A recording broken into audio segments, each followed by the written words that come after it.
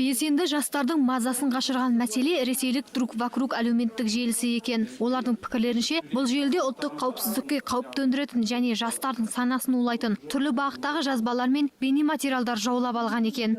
Дәл осындай сынды друг вокруг сынды сайттарды мен тікелей жабу қажет деп ойлаймын. Өйткені мұнда көптеген ұлттық резонансты тудыратын, қоғамымызды аздыратын, сиырдың бүйрегіне бөлшектейтін түрлі жаңағы арам пиғылдағы жаңағы заттарға, іс-әрекеттерге итермелейтін, қылмыстық іс-әрекеттерге тікелей нұсқау беретін дәл осындай әлеуметтік желілер жабу қажет деп ойлаймын. Жастардың пікірлері ортақ болғанымен, олар ұсынған мәселені шешудің жолдары әртүрлі мазмұнда өрбіді. Қауіпті деген желіні елімізде таратпау керек деген пікір қасан көзқарас деп бағалағандар да табылды. Әлеуметтік желіні тоқтата алмайсың, дегенмен де бірақ оның ішінде оның екі жағы бар.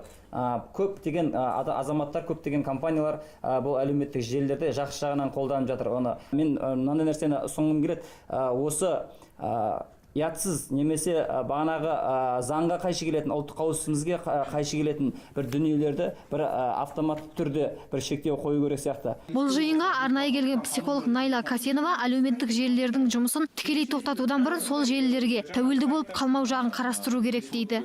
И, как говорится, детская... Қазір адамдардың жасына қарамастан әлеуметтік желілердің барлығы да қолжетімді. Оны үйдегі бала да, оқудағы жасты қолдана алады. Желілерді пайдалану деген бірінші көргенде сенің әдетіңе айналады. Екіншіде мінезіңе айналады. Үшіншіде етің үйреніп кеткен тағдырыңа айналады. Әлеуметтік желілердің психологиясы осындай. Билік партиясынан бөлек Ақ жол демократиялық және Қазақстан халықтық коммунистік партиясының жас мүшелері қатысқан жиын соңында жастар мәдениет және ақпарат министрлігі мен бас прокурорына арналған ресейлік әлеуметтік желіге тосқауыл қою туралы үндеу хат жолдады. Естеріңізге сала кетейік, 2014 жылы еліміздегі 100 мың сайтқа тексеріс жүргізіліп, оның 700-і жұмысын тоқтатқан болатын. Ақбота Мұсабекқызы, Сергей Шуйский, Жанат Абдрахманов, Казахньюс, Алматы.